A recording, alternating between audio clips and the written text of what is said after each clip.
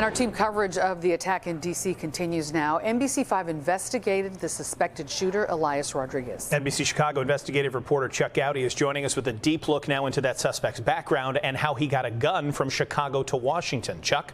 Alex, Marion, federal law enforcement officials this afternoon say Elias Rodriguez bought his 9mm pistol in Illinois 5 years ago. On Tuesday of this week, they say he flew United Airlines from O'Hare to Reagan Airport near D.C.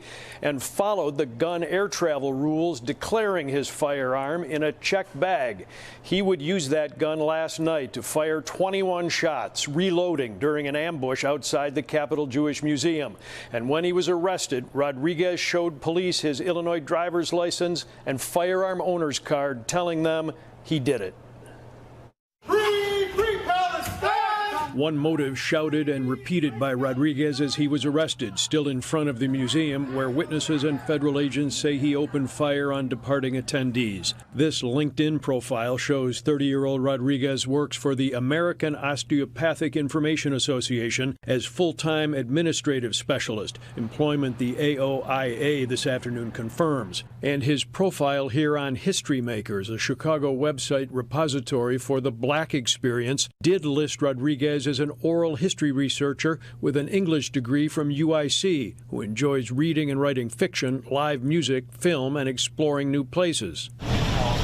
But for this man who now is in federal custody in Washington and has confessed to 2 possible hate crime murders, according to officials, the question why, a motive, is not certain. He was quoted several years ago in the socialist publication Liberation and pictured at a 2017 protest honoring the anniversary of Laquan McDonald's shooting death by Chicago police, that Rodriguez directly connected to the Chicago bid for Amazon headquarters back then. This afternoon, DePaul professor and terrorism expert Tom Makaitis says Rodriguez doesn't appear to have been on law enforcement radar before last night.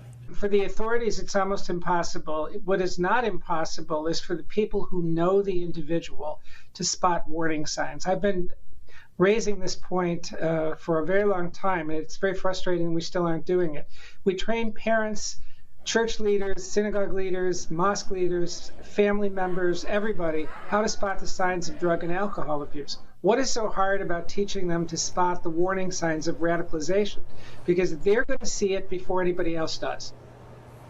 The FBI now calling this targeted terrorism, and federal agents this afternoon are analyzing a declaration that may have been written by Rodriguez. The pronouncement condemns Israel's military campaign in Gaza and American government support. The composition doesn't mention last night's attack, but does advocate armed action. Alex, Marion, still a lot of questions here. Certainly are. Hoping to learn answers to those in the coming days. Chuck, thank you so much for that.